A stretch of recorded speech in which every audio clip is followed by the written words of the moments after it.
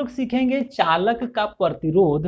तो दुनिया में जितने भी पदार्थ है उसमें अगर आप विद्युत धारा प्रवाहित कीजिएगा तो वो अपने से बहने वाली विद्युत धारा का अपने क्षमता के अनुसार विरोध करेगा। जैसे कि मान लीजिए हम आपको चांदी का तार दे दिए, तांबा का तार दे दिए, एल्युमिनियम का तार दे दिए, लोहा का तार दे दिए और लकड़ी का एक टुकड़ा दे दिए। अब इन सभी पर आपको बारी बारी से विद्युत धारा प्रवाहित करना है। अब चांदी का तार लेकर के उसमें विद्युत धारा प्रवाहित कीजिएगा तो देखिएगा कि जो विद्युत धारा है वो उससे आसानी से पार हो जाएगा। अब उसके जगह पर आप ले लीजिए तांबा का तार और तांबा का तार पर ही कीजिएगा, विद्युत धारा प्रवाहित कीजिएगा तो देखिएगा वो थोड़ा सा ज्यादा करंट को रोकेगा। अब उसी के जगह पर तांबा तार के जगह पर एल्युमिनियम ले लीजिएगा तो वो और थोड़ा सा ज्यादा विद्युत धारा का विरोध करेगा, मतलब रोकेगा। अब उसके जगह पर अगर लोहा ले लीजिएगा तो लोहा अगर ले लीजिएगा तो वो और ज्यादा विद्युत धारा को रोकेगा। और अगर लकड़ी ले लीजिएगा तो लकड़ी तो एक भी धारा को इधर से इधर नहीं बहने देता है। इसलिए आप लोगों ने गांव देहात में देखे होंगे कि हुकिंग करता है लोग। हुकिंग करते समय एक तो सूखा हुआ लकड़ी ले लेता है और यहाँ फंसा करके सट आता है। चढ़ने का पोल चढ़ने का दिक्कतें नहीं है, सीधे दूर से इस तरह करके फंसा लेता है, हाँ कि ना। तो क्या करता है देखिएगा लकड़ी का यूज करता है, क्योंकि वो सब भी जानता है कि लकड़ी से धारा नहीं बहता है। तो आप भी ये चीज को जान लीजिए कि अगर सूखा हुआ लकड़ी है तो उससे धारा नहीं बहेगा, लेकिन ध्यान दीजिएगा लकड़ी भीगा हुआ नहीं रहना चाहिए, नहीं तो आप भी सटे हुए रह जाइएगा वहां पर। तो अभी तक हम लोगों ने ये जाना कि दुनिया में जितने भी पदार्थ है वो अपने क्षमता के अनुसार अपने से बहने वाली धारा का विरोध करता है, और इसी को कहते हैं चालक का प्रतिरोध। मतलब चालक का प्रतिरोध क्या हुआ, तो किसी चालक का वह गुण जो अपने से होकर बहने वाली धारा का विरोध करता है उसी को उस चालक का प्रतिरोध कहा जाता है। उसी को यहाँ पर लिख के दिखाया गया है कि किसी चालक का वह गुण जिससे वह बहने वाली धारा का विरोध करता है चालक का प्रतिरोध कहलाता है। चालक के प्रतिरोध को आर अक्षर द्वारा सूचित किया जाता है। हम लोग ये चीज को ओम का नियम से पढ़े थे ना कि V directly proportional to I होता है, ये तो हम लोग देखे थे। और ये प्रोपोर्शनलिटी साइन को हटाने के लिए क्या करते हैं, आर लगाते हैं ना, तो यही वाला है। तो क्या चीज है कि चालक के प्रतिरोध को क्या करते हैं, आर द्वारा सूचित किया जाता है। और आर इक्वल टू कितना हो जाएगा, तो I R equal to V by I. ये कहाँ से आया, देखिए यहाँ से आया, आर बचाएंगे तो ये नीचे आ जाएगा, तो आ जाएगा ना V बाई आई। और देखिए यहाँ पर कि प्रतिरोध का SI मात्रक ओम होता है, जिसे ग्रीक के अक्षर ओमेगा द्वारा सूचित किया जाता है। तो दोनों क्वेश्चन इंपॉर्टेंट है। पहला कि चालक का प्रतिरोध क्या होता है, तो आपको यहां से लेकर के यहां तक टोटल लिखना है। और दूसरा सबसे ज्यादा इंपॉर्टेंट क्वेश्चन है क्या, आपको पूछेगा कि चालक के प्रतिरोध का SI मात्रक क्या होता है, आंसर क्या होगा, ओम। अब चलिए देखते हैं एक ओम, तो एक ओम प्रतिरोध क्या होता है उसको चलिए समझने का कोशिश करते हैं।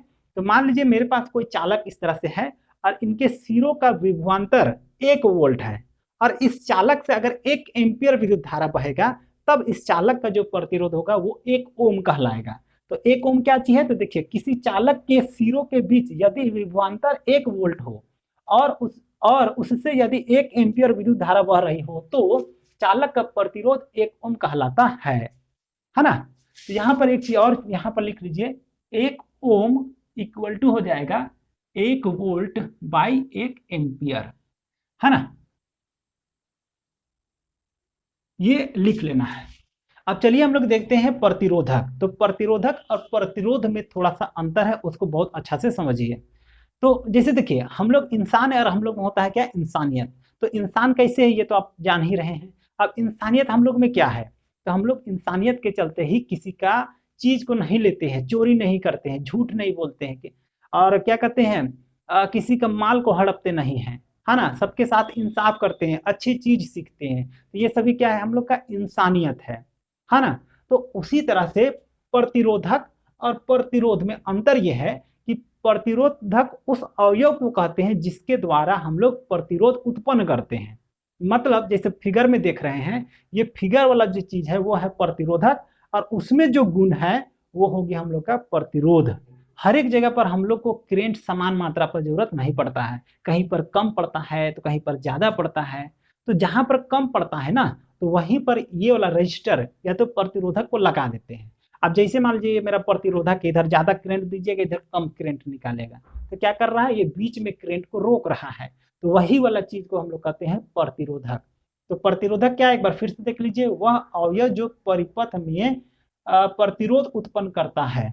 यह दो प्रकार के होते हैं, है ना। प्रतिरोधक दो प्रकार की होती है। पहला है अस्थायी प्रतिरोधक या तो फिक्स रजिस्टर, जैसे कि फिगर में जो देख रहे हैं वो है आपका फिक्स रजिस्टर। इसका मान को आप अपने हिसाब से कम बेसी नहीं कर सकते हैं। और एक और होता है प्रतिरोधक परिवर्तित प्रतिरोधक।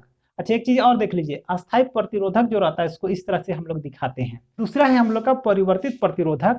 यह ऐसा प्रतिरोधक है जिसका क्षमता को हम लोग अपने जरूरत के हिसाब से कम या ज्यादा कर सकते हैं। जैसे आप फैन देखे होंगे कि फैन अगर बहुत ज्यादा चल रही है तो क्या करते हैं हम लोग उसको कम करते हैं। जैसे ही कम कीजिएगा ना तो प्रतिरोध बढ़ता है, मतलब इसे जब हम लोग कम करते हैं ना तो प्रतिरोध बढ़ता है।